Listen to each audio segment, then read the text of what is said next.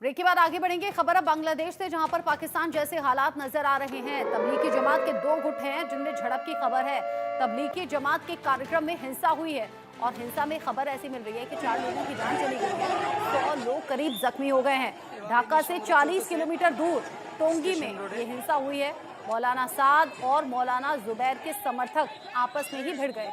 बांग्लादेश में भारत समर्थक मौलाना साद और कट्टरपंथी मौलाना जुबैर के समर्थकों के बीच में हिंसक झड़प देखी गई। इसमें 4 लोगों की मौत की खबर है, लगभग 100 लोग जख्मी हो गए हैं।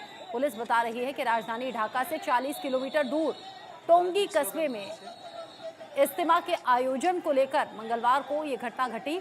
अधिकारियों ने बताया कि दोनों पक्षों ने हिंसक झड़प में यहाँ पर जो आंकड़े अभी सामने रखे हैं वो 7 लोगों के मारे जाने के हैं। यानी कि दो गुट जो कि आपस में भिड़ गए, 7 लोगों की मौत की बात समझ में आ रही है, सामने आ रही है, लेकिन औपचारिक जो पुष्टि है वो 4 लोगों की गई है। बांग्लादेश के अंतरिम सरकार में गृह मंत्री मोहम्मद जहांगीर आलम ने बताया कि 4 लोगों की मौत का मामला दर्ज किया गया है। प्रशासन ने झड़प के बाद टोंगी में तनाव को देखते हुए धारा 144 लागू कर दी है। वहीं सेना को तैनात कर दिया गया है। पुलिस के मुताबिक मौलाना साद के समर्थक टोंगी मैदान में 20 दिसंबर से 5 दिन तक इज्तिमा आयोजन करना चाहते थे। मौलाना जुबैर के समर्थक मौलाना साद के समर्थकों को यहां इज्तिमा आयोजित नहीं करने देना चाहते। इसके बाद दोनों गुटों में झड़प शुरू हो गई। और आपको बता दें कि अरबी लफ्ज इज्तिमा के मायने हैं इकट्ठा होना, यानी कि एक साथ आना, एक साथ जगह पर इकट्ठा होकर इबादत करना, गुनाहों की माफ़ी मांगना और दीनी बातें करना इज्तिमा का हिस्सा है। यहाँ ये भी आप जान लीजिए कि मौलाना मोहम्मद साद कंधलवी के एक भारतीय मुस्लिम स्कॉलर और प्रचारक हैं। वो तबलीगी जमात के संस्थापक मोहम्मद इलियास कंधलवी के परपोते हैं और मौलाना साद तबलीगी जमात के निज़ामुद्दीन धड़े के प्रमुख हैं। मौलाना साद को 2017 में ऑल इंडिया और टोंगी इज्तिमा बांग्लादेश का प्रमुख चुना गया था। इसके बाद से मौलाना साद और जुबैर के पक्षों में विवाद शुरू हो गया। टोंगी में 2011 से इज्तिमा 2 चरणों में होता है। पहले मौलाना जुबैर के समर्थक और बाद में मौलाना साद के समर्थक इज्तिमा का आयोजन करते हैं। जिस तरीके से तबलीगी जमात में हिंसक झड़प की खबर सामने आ रही है, 4 लोगों की जान जाने की खबर है, जबकि 100 लोग जख्मी इस घटना में बताए जा रहे हैं। इंडिया न्यूज संवाददाता रैनिक दत्ता इस खबर को लेकर ज्यादा अपडेट के साथ जुड़ गए हैं मेरे साथ। रैनिक, बांग्लादेश पाकिस्तान के रास्ते पर चल रहा है, तबलीगी जमात में हुई हिंसा की घटना यही इशारा कर रही है। हाँ, एकदम देखिए, ढाका से सिर्फ 40 किलोमीटर दूर है ये टोंगी। इस टोंगी में ही इज्तिमा का आयोजन किया गया था और इस जगह में ये इज्तिमा को लेकर ही अभी दोनों जो झुंड है उन दोनों के बीच में झड़प का घटना सामने आया है। ये पूरा घटना में अभी तक करीब 100 के ऊपर लोग बुरी तरीके से घायल है, 70 के ऊपर लोग अभी भी हॉस्पिटलाइज्ड है और इस घटना में अनऑफिशियली 7 लोगों का मौत हो चुका है, मगर इंटरिम गवर्नमेंट की तरफ से 4 लोग मौत हुआ है, ऐसा इंफॉर्मेशन दिया जा रहा है। पूरा ये जो ये घटना का शुरुआत हुआ था 18 तारीख को और दोनों ग्रुपों के बीच में ये इज्तिमा को लेकर पहले तो बचसा चालू हुआ था, दोनों के बीच में आपस में बातचीत हो रहा था। उसके बाद ही हाथापाई में उतर आया। हाथापाई की घटना इतना ही बुरा हो गया कि आर्मी डिप्लॉय करना पड़ा था इंटरिम गवर्नमेंट को और आर्मी की तरफ से ये पूरा जो झमेला, इस झमेला को शांत किया गया और आर्मी डिप्लॉय करने के बाद ही जो परिस्थिति को नियंत्रण करने के लिए 144 लागू कर दिया गया है।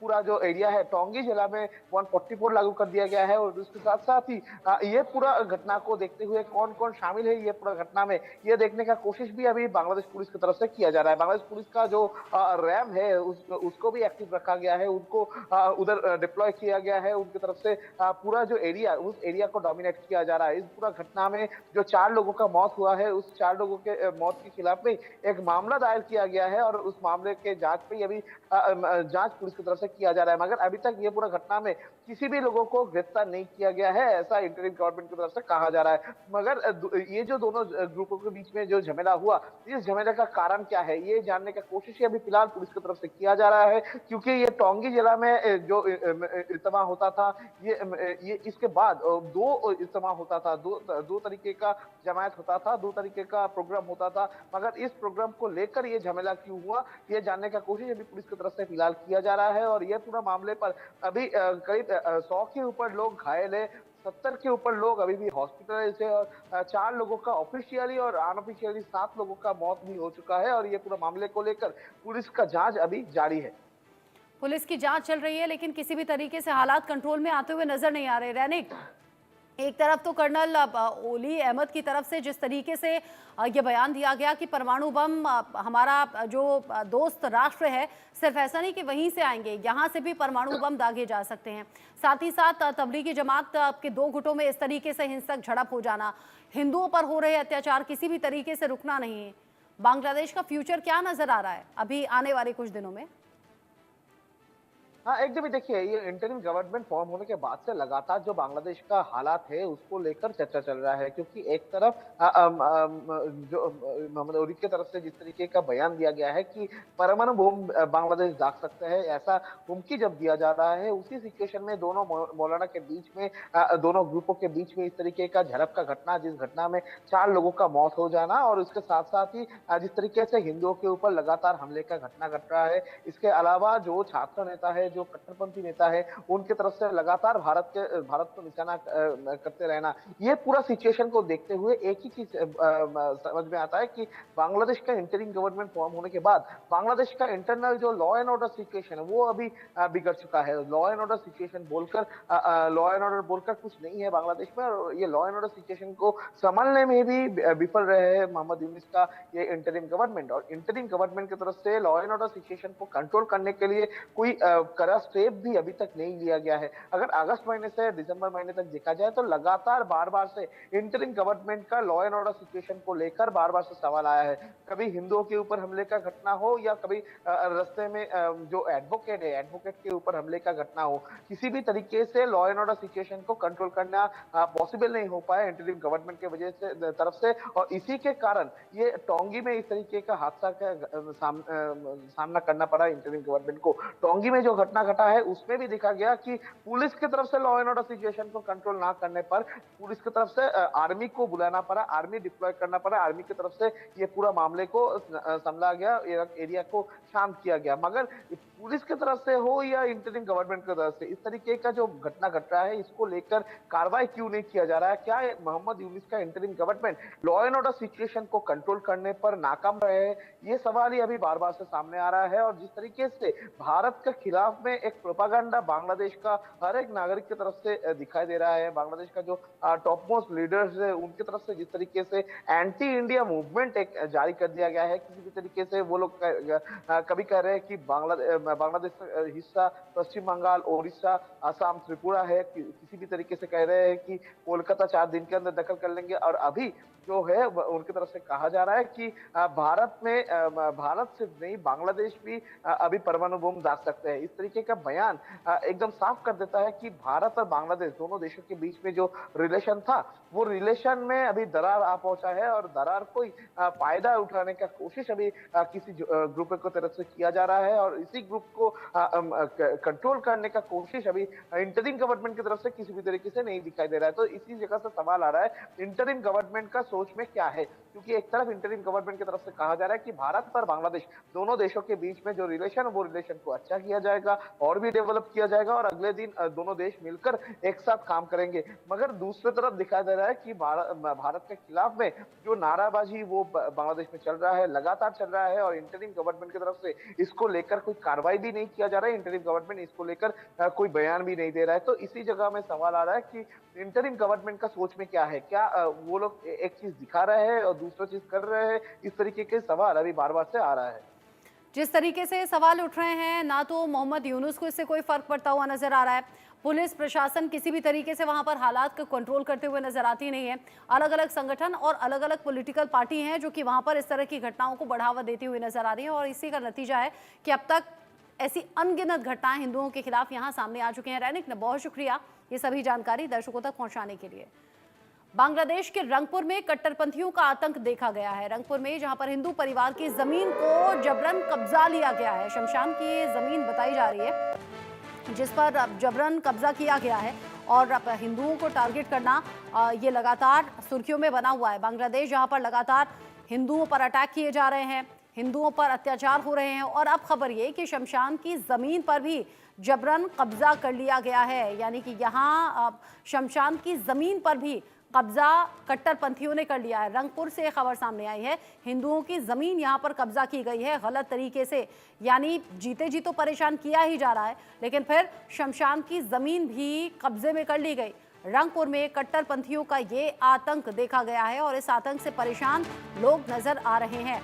यानी विरोध करें तो करें कैसे, और विरोध करते भी हैं तो उसका नतीजा होगा आखिर क्या, क्योंकि यहाँ किसी भी तरीके से लॉ एंड ऑर्डर का नाम नहीं रह गया है। परेशान लोगों को किया जा रहा है, हिंदुओं को टारगेट किया जा रहा है, और इन सब के बीच ही शमशान की भूमि भी कब्जाने की खबर सामने आ रही है। रंगपुर से ये खबर सामने आई है। बांग्लादेश जहां पर कट्टरपंथियों के निशाने पर लगातार हिंदू परिवार हैं, परेशान करना, फैमिलीज को टारगेट करना, दुकानों को तोड़फोड़ कर देना, मंदिरों में तोड़फोड़ करना, आग जला देना। और अब खबर ये शमशान से जुड़ी हुई जो बेहद हैरान करने वाली है, जहां पर शमशान की भूमि भी कब्जा ली गई है कट्टरपंथियों के जरिए।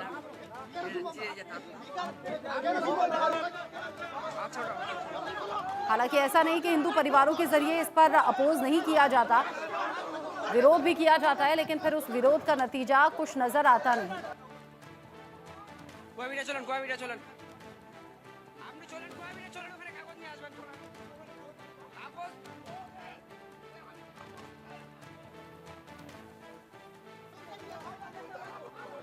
रैनिक मेरे साथ में लगातार जुड़े हुए हैं। रैनिक, शमशान की जमीन तक पर कब्जा कर लिया। पहले हिंदू फैमिलीज को टारगेट किया जा रहा था, घरों को तोड़ा जा रहा था, मंदिरों को फूका जा रहा था, अब शमशान की जमीन तक भी ये कट्टरपंथी पहुंच गए। हाँ, एकदम ही देखिए, ये कल का घटना है। कल बांग्लादेश का रंगपुर में जो हिंदुओं का जो शमशान है, वो शमशान का जमीन को भी हड़प लिया गया है। मुस्लिम समुदाय की तरफ से मुस्लिम समुदाय के एक झुंड उधर पहुंचे थे, उधर पहुंच के रंगपुर का जो शमशान का जमीन वो छीन लिया गया है। अब अभी कुछ दिन पहले भी हम लोग जैसे चर्चा कर रहे थे कि लगातार बांग्लादेश में हिंदुओं के ऊपर जो अत्याचार वो कम होने का नाम ही नहीं ले रहा है। किसी भी जगह में दिखाई दे रहा है कि हिंदुओं का जो मंदिर है, वो मंदिर को तोड़फोड़ किया जा रहा है, मंदिरों के ऊपर हमला किया जा रहा है, मंदिर में लूटफूट मचाया जा रहा है, हिंदू परिवार के ऊपर हमले कराया जा रहा है, हिंदू परिवार को जोर जबरदस्ती किया जा रहा है कि उनको इस्लाम धर्म में शामिल होना पड़ेगा। इस तरीके का जो घटना बार बार से सामने आ रहा है बांग्लादेश से, और इसी में अभी रंगपुर का घटना भी शामिल हो चुका है। रंगपुर में भी जो हिंदू का जमीन है, हिंदू लोगों का जो शमशान का जमीन, उसको हड़प लिया गया है। उसमें और कोई हिंदू का जो लाश वो नहीं पुराया जाएगा, ऐसा उनकी तरफ से कहा गया है। और ये भी कहा गया है कि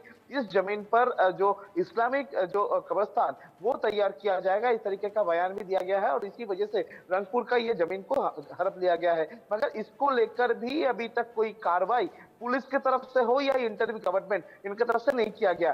जो हिंदू परिवार है, रंगपुर जो एरिया है, उस एरिया में मैक्सिमम हिंदू परिवार रहते हैं। तो रंगपुर एरिया में जो हिंदू परिवार रहते हैं, उनको एकदम धमकियां दिया गया है कि अगर किसी भी तरीके से कोई मुंह खोले, अगर किसी भी तरीके से कोई प्रतिवाद करे, तो उन लोगों के ऊपर भी हमले का घटना हो सकता है। और इसी वजह से रंगपुर का जो हिंदू परिवार है, वो लोग अभी फिलहाल डरे हुए हैं और डर का माहौल रंगपुर में बरकरार है। और इसी सिचुएशन में रंगपुर का ये जो शमशान का जमीन, इसको भी छीन लिया गया है, इसको भी हटा लिया गया है। और इसमें और कोई हिंदू का जो डेड बॉडी वो नहीं आएगा, कोई सिमेंटेशन का काम नहीं होगा, ऐसा भी ऐलान कर दिया गया है। यानी ये तो रहने कैसे समझिए कि ना तो जीते जी चैन सुकून से जीने दिया जा रहा है हिंदुओं को, ना ही मरने के बाद सुकून दिया जा रहा है।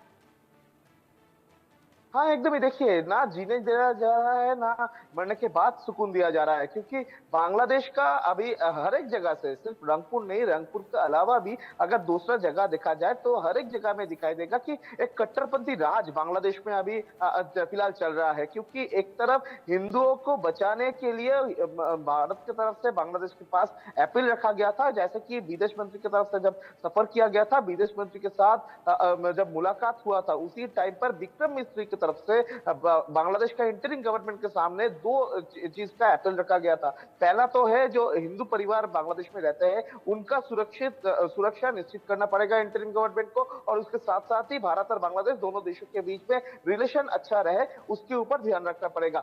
इंटरिम गवर्नमेंट की तरफ से प्रतिश्रुति दिया गया था, इंटरिम गवर्नमेंट की तरफ से वादा किया गया था कि जो हिंदुओं का सुरक्षा या माइनॉरिटीज की सुरक्षा, इसका इंतजाम इंटरिम गवर्नमेंट की तरफ से किया जाएगा। मगर उसके बाद लगातार बार बार से बांग्लादेश से खबर आ रहा है कि हिंदुओं के ऊपर लगातार हमले का घटना घट रहा है। वो किसी भी जगह में हिंदुओं को पीटा जा रहा है, हिंदू लोग डर के मारे घर छोड़कर भाग रहे हैं। किसी भी जगह में रात के अंधेरे में भी हिंदुओं के घर के ऊपर हमला किया जा रहा है, महिलाओं के ऊपर अत्याचार हो रहा है। किसी भी जगह में मंदिर पे तोड़फोड़ करके लूट-फूट किया जा रहा है। और अभी जो हिंदू का शमशान घाट है, जिस जगह में अंतिम संस्कार के लिए लोग जाते हैं, उस जगह को भी हड़प लिया जा रहा है। उस जगह में भी अंतिम संस्कार करने में एकदम एकदम पाबंदी लगा दिया गया जा रहा है कट्टरपंथियों की तरफ से। यानी एक तरफ बांग्लादेश का जो परिस्थिति अगर देखा जाए तो जो माइनॉरिटीज बांग्लादेश में रहते हैं उनका जीना भी मुश्किल हो चुका है, उसका मरना भी मुश्किल हो चुका है, क्योंकि मरने के बाद कौन सी जगह में उनका अंतिम संस्कार होगा ये उन लोगों को मालूम नहीं है। क्योंकि लगातार जिस तरीके से कट्टरपंथी राज बांग्लादेश में चल रहा है, उसी सिचुएशन में अभी भी बांग्लादेश में हिंदुओं का रहना अभी मुश्किल का आधार पर आ चुका है। आप जो बता रहे हैं वो लगातार हिंदुओं की टेंशन बढ़ाने वाला है, और यहाँ हिंदुस्तान में बैठे हुए जो हिंदू लोग हैं वो भी इन तस्वीरों को देखकर दुखी हैं कि पहले जीते जी उन पर अत्याचार हो रहे हैं, उन्हें प्रताड़ित किया जा रहा है, उनके घरों को तोड़ दिया जा रहा है, आग के हवाले कर दिया जा रहा है, और हिंदुओं के मरने की संख्या भी लगातार दिन ब दिन बढ़ रही है। ऐसे में शमशान की भूमि पर भी पूरी तरह से कब्जा कर लिया गया है, यानी कि ना तो जीते जी सुकून और ना ही मरने के बाद सुकून। अब जरा ये बताइए, ऐसा तो नहीं है कि हिंदू शांत रहकर इन सब बातों को देख रहे होंगे? विरोध तो अभी भी हो रहे होंगे, यानी कि टकराव अभी और होगा।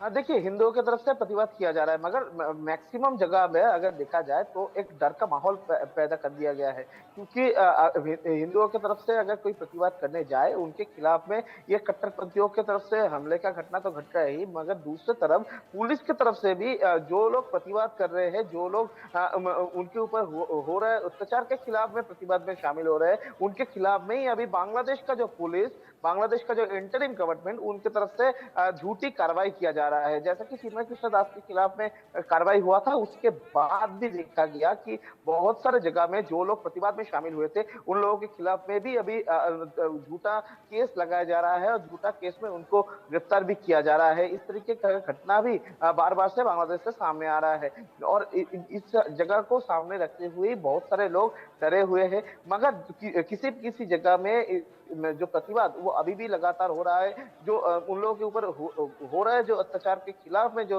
आवाज वो हिंदुओं के तरफ से उठाया जा रहा है, तो साफ ही है कि एक तरफ जब हिंदुओं के ऊपर हमले का घटना घट रहा है और अभी प्रतिवाद भी बांग्लादेश में चल रहा है, तो अभी भी झड़प बाकी है। और ये झड़प को किस तरीके से कंट्रोल किया जाए, ये पूरा सिचुएशन को किस तरीके से शांत किया जाए, इसका ध्यान इंटरिम गवर्नमेंट को ही रखना पड़ेगा। मगर इंटरिम गवर्नमेंट की तरफ से कोई मूवमेंट अभी दिखाई नहीं दे रहा है, इंटरिम गवर्नमेंट की तरफ से कोई स्टेप नहीं लिया जा रहा है। तो एकदम साफ है कि इंटरिम गवर्नमेंट नहीं चाहते हैं कि इस तरीके का जो सिचुएशन, ये सिचुएशन को कंट्रोल किया जाए और ये सिचुएशन को डेवलप किया जाए। और इसी के कारण में बांग्लादेश में लगातार इस तरीके का जो ये घटना सामने आ रहा है।